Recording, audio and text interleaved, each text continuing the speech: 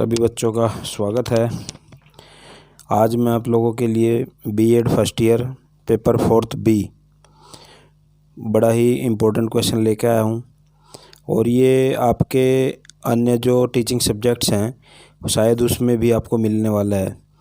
पाठ्य पुस्तक का अर्थ, उसकी विशेषताएं, महत्व और सुझाव, इनका वर्णन कीजिए। तो बच्चों इसमें क्या है, पाठ्य वस्तु क्या होती है, सबसे पहले हमने ये डिस्कस करना है। पाठ्य वस्तु वह होती है, वह पुस्तक होती है जिसमें विषय वस्तु की भरमार हो, जिसमें कंटेंट मैटर दिया गया हो, जो अध्ययन की प्रवृत्ति को विद्यार्थियों के अंदर बढ़ाती हो, शिक्षक को अंतर्दृष्टि प्रदान करती हो और स्वयं अध्ययन के लिए विद्यार्थियों को प्रेरित करती हो, स्वतंत्र कार्य को प्रोत्साहित करने वाली, लिखित, जिसकी भाषा उचित और सरल हो, जो प्रेरणादायक, कारक और चित्रों के अनुरूप हो, वो पाठ्य पुस्तक कहलाती है। पाठ्य पुस्तक की विशेषताएं क्या हैं? पाठ्य पुस्तक विषय वस्तु के अनुरूप, अकॉर्डिंग टू सब्जेक्ट मैटर। पाठ्य पुस्तक विषय वस्तु के अनुरूप होनी चाहिए, ठीक है। संगठनात्मक ढांचा, ऑर्गेनाइजेशनल पैटर्न। संगठन का मतलब होता है जिसके अंदर जो कंटेंट है, सब्जेक्ट मैटर है, वो संगठित हो, यानी जो पाठ्य पुस्तक है उसके अंदर हर प्रकार की क्रियाकलाप का वर्णन किया गया हो। पक्षपात रहित, फ्री फ्रॉम बियास। पाठ्य पुस्तक ऐसी होनी चाहिए जो किसी धर्म, समाज, संस्कृति का पक्ष न करती हो, पक्षपात रहित। आधुनिक समाज के अनुरूप, अकॉर्डिंग टू मॉडर्न सोसाइटी। आज की मॉडर्न सोसाइटी है, उसकी डिमांड क्या है, उसकी आवश्यकताएं क्या हैं और उस संस्कृति के अनुसार आज पाठ्य पुस्तक है वो होनी चाहिए। सरल तथा उचित भाषा, सिंपल एंड सूटेबल लैंग्वेज। पाठ्य पुस्तक की जो लैंग्वेज है, जो भाषा है, वो सरल होनी चाहिए और उचित होनी चाहिए, जो बच्चों को, विद्यार्थियों को आसानी से समझ में आ सके। रोचक तथा व्याख्यात्मक, इंटरेस्टिंग एंड इलस्ट्रेटिव। पाठ्य जो पुस्तक है वो रोचक होनी चाहिए और व्याख्यात्मक होनी चाहिए, क्योंकि जो विद्यार्थी है, अगर उसका जो मन है वो, उसका मन कहाँ पे लगता है? रोचक चीज़ों में, जो इंटरेस्टिंग हो। और इंटरेस्टिंग अगर पाठ्य पुस्तक होगी तो बच्चे का उसमें मन लगेगा, विद्यार्थी का मन लगेगा और उसकी जो व्याख्या है वो भी अच्छी होनी चाहिए। पाठ्य पुस्तक का आकार, पाठ्य पुस्तक की छपाई और पाठ्य पुस्तक की देखने में दिखावट, ये तीनों पाठ्य पुस्तक के अंदर होनी चाहिए। आकार, साइज, प्रिंटिंग और आउटलुक। बाहर का जो कवर है वो अच्छा होना चाहिए, अट्रैक्टिव होना चाहिए। पाठ्य पुस्तक की जो कीमत है वो उचित होनी चाहिए, रीजनेबल प्राइस। अब बच्चों मैं अगर आपको बताऊं, देखो जो प्राइमरी स्कूल्स हैं प्राइवेट, और प्राइवेट प्राइमरी स्कूल्स के अंदर LKG, UKG, नर्सरी या फिर फर्स्ट, सेकंड, थर्ड, उनकी जो बुक होती है प्राइवेट पब्लिशर की, 10-10 पेज, 15-15 पेज, और बुक की कीमत 200 रुपये, 250 रुपये, 300 रुपये, 400 रुपये। और वहीं पर जो NCERT की बुक्स हैं,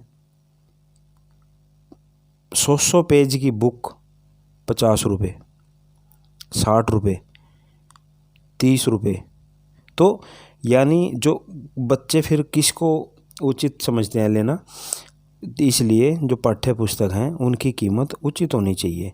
बाल केंद्रित, पाठ्य पुस्तक होनी चाहिए बाल केंद्रित, क्योंकि हमने बच्चे के जीवन को निखारना है।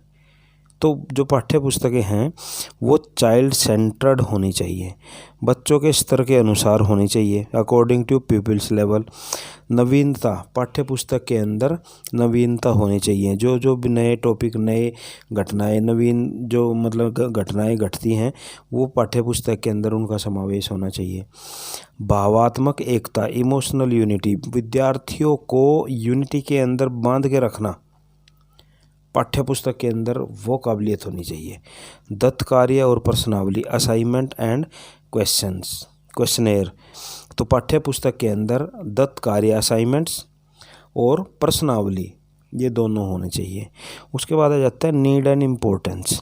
शिक्षकों के लिए लाभदायक। पाठ्य पुस्तक शिक्षकों के लिए लाभदायक होती है। क्यों? क्योंकि पाठ्य पुस्तक में से शिक्षक तैयारी करके पढ़कर क्लासरूम के अंदर जाने वाला है, और जब वो क्लासरूम के अंदर जाएगा तो उसके पास कंटेंट मैटर पहले से क्लियर होगा, तो वो बच्चों के पास अगर लेके जाता है तो उनके लिए वो लाभदायक है। विद्यार्थियों के लिए, शिक्षार्थियों के लिए लाभदायक। Useful for students. पाठ्य पुस्तक ऐसी होनी चाहिए जो विद्यार्थियों के लिए लाभदायक हो। योजना बनाने में सहायक, हेल्पफुल इन प्लानिंग। पाठ्य पुस्तक ऐसी होनी चाहिए जो अध्यापक योजना बनाकर योजनाबद्ध तरीके से अपने कंटेंट मैटर को क्लासरूम के अंदर प्रेजेंट कर सके। व्याख्यात्मक अध्ययन के लिए, फॉर एक्सप्लेनेटरी रीडिंग। पाठ्य पुस्तक के अंदर व्याख्या इंटरेस्टिंग होनी चाहिए, रोचक होनी चाहिए, ताकि उसके अध्ययन के लिए विद्यार्थी का मन करे। तथ्य एकत्रित करने के लिए, for the collection of facts. पाठ्य पुस्तक क्या होती है? समाज के अंदर जो भी घटनाएं हैं वो पाठ्य पुस्तक के अंदर सम्मिलित हो। तो एकत्रित जो भी तथ्य आपने एकत्रित करने वो पाठ्य पुस्तक के माध्यम से एकत्रित किए जा सकते हैं। पाठ्य पुस्तक सभ्यता और संस्कृति की जानकारी देने वाली, knowledge of civilisation and culture. पाठ्य पुस्तक के अंदर हमें सभ्यता और संस्कृति की जानकारी मिलती है। मानचित्र, ग्राफ और चित्रों के लिए अध्ययन। पाठ्य पुस्तक के माध्यम से हमें मानचित्र, मैप्स, ग्राफ और चित्र, क्योंकि आज की जो हमारी पाठ्य पुस्तकें हैं उन पाठ्य पुस्तकों के अंदर पिक्चर्स के माध्यम से, चित्रों के माध्यम से टॉपिक को क्लियर किया जाता है, तो वो बच्चों को ईजिली समझ में आ जाता है। सूचनाओं का संग्रह। पाठ्य पुस्तक के अंदर सूचनाओं का संग्रह मिलता है बच्चों को, कलेक्शन ऑफ इंफॉर्मेशंस। इतिहास की अगर बुक उठाओगे तो इतिहास से संबंधित, ज्योग्राफी की उठाओगे ज्योग्राफी से संबंधित, साइंस की उठाओगे साइंस से संबंधित सूचनाओं का संग्रह है जो विद्यार्थियों के जीवन के अंदर काम आने वाला होता है। शोध को प्रोत्साहन। पाठ्य पुस्तकें हैं टू प्रोमोट रिसर्च, शोध को प्रोत्साहित करती हैं। पाठ्य पुस्तकों के माध्यम से बच्चे अपने जीवन को निखारने का प्रयास करते हैं, उनको पढ़ के शोध के लिए प्रेरित होती हैं। स्वयं अध्ययन के लिए, पाठ्य पुस्तक वो पुस्तक है जिसको बच्चा बिना शिक्षक के घर में भी स्वयं अध्ययन की आदत डाल सकता है। तर्कयुक्त। पाठ्य पुस्तकें लॉजिकल होती हैं, तर्कयुक्त होती हैं। प्रयोगशाला के रूप में, एज ए लेबोरेटरी। साइंस के बच्चे लेबोरेटरी में जाते हैं और अन्य जो बच्चे हैं उनके लिए पाठ्य पुस्तक ही एक प्रयोगशाला के रूप में होती है। डिफरेंट विधियाँ, मेथड्स, डिफरेंट कंटेंट जो बच्चों को प्रयोगशाला के रूप की अनुभूति कराते हैं। शिक्षा में एकरूपता, यूनिफॉर्मिटी इन एजुकेशन। एनसीईआरटी की जहाँ जहाँ भी पुस्तकें मिलेंगी आपको एकरूपता दिखाई देती है। हमारे यहाँ पे, आपके यहाँ पे, हर जगह एनसीईआरटी की जहाँ भी बुक्स स्कूलों के अंदर लगाई जाएंगी या लगाई जाती हैं तो एक रूपता नज़र आती है। सारे शिक्षण विधियों का पता आपको पाठ्यक्रम के माध्यम से मिल जाता है। All methods of teaching. संगठित रिकॉर्ड। पाठ्य पुस्तकें क्या है? एक बाइंडिंग ऑफ पेजेस जिसके अंदर से हमें जो ज्ञान है वो संगठित मिलता है। आलोचनात्मक शक्ति का विकास। Development of critical power. पाठ्य पुस्तकें आलोचनात्मक शक्ति का विकास करती हैं। उसके बाद पाठ्य पुस्तकों के अंदर फिर भी अगर कुछ कमी रह जाती है तो उसके लिए सुझाव क्या है? सजेशंस। विषय वस्तु। पाठ्यक्रम के अंदर जो सब्जेक्ट मैटर है वो according to the mental level of the students होना चाहिए। भाषा और शब्दावली, लैंग्वेज एंड वोकैबुलरी। पाठ्य पुस्तक की जो भाषा है वो सरल और स्पष्ट होनी चाहिए और उसकी जो शब्दावली है वो बच्चों को समझ में आने वाली होनी चाहिए।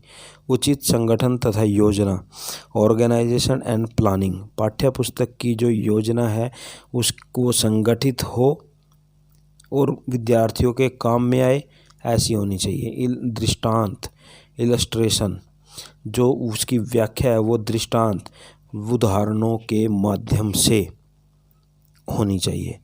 पुनरावृत्ति तथा अभ्यास, पाठ्य पुस्तक के अंदर रिवीजन और एक्सरसाइज दी होनी चाहिए। लेखन शैली, राइटिंग स्टाइल अच्छा, सुंदर, स्पष्ट होना चाहिए। आकार व बंधाई, साइज एंड बाइंडिंग। पाठ्य पुस्तक का जो साइज है वो एक अच्छा सूटेबल होना चाहिए और उसकी जो बाइंडिंग है वो बड़ी अच्छी होनी चाहिए। छपाई व कागज़, छपाई सुंदर, स्पष्ट, बिना मिस्टेक, बिना गलती के होनी चाहिए और उसका जो पेपर है वो अच्छी क्वालिटी का होना चाहिए। मूल्य बच्चों के जेब के हिसाब से होना चाहिए। मूल्य ज़्यादा नहीं होना चाहिए, हर व्यक्ति की पहुंच तक ऐसा मूल्य होना चाहिए। साज सज्जा, आउटलुक, पाठ्य पुस्तक ऐसी हो जो बच्चों को अट्रैक्टिव करे। उसकी जो बाइंडिंग, उसका जो फ्रंट पेज, आउटलुक वो अच्छा होना चाहिए। मानसिक स्तर के अनुसार, अकॉर्डिंग टू मेंटल लेवल। लेखक की शैक्षिक योग्यता और अनुभव, पाठ्य पुस्तक को लिखने वाले लेखक की क्वालिफिकेशन और एक्सपीरियंस ऐसा हो जिसको देख के बच्चे का मन करे उस पाठ्य पुस्तक को पढ़ने के लिए। तो ये कुछ बच्चों सजेशंस थे। क्वेश्चन आपका है, पाठ्य पुस्तक क्या है, उसकी विशेषताएं क्या हैं, महत्व क्या है और सुझाव। बड़ा ही अच्छा क्वेश्चन है, इसको आप लोग अच्छे तरीके से कर लेना। 16 मार्क्स के लिए आपके पेपर के अंदर ये आने वाला है। अच्छा ही क्वेश्चन है, ठीक है, तो इसको अच्छी तरीके से आप लोग कर लेना। Okay, thank you.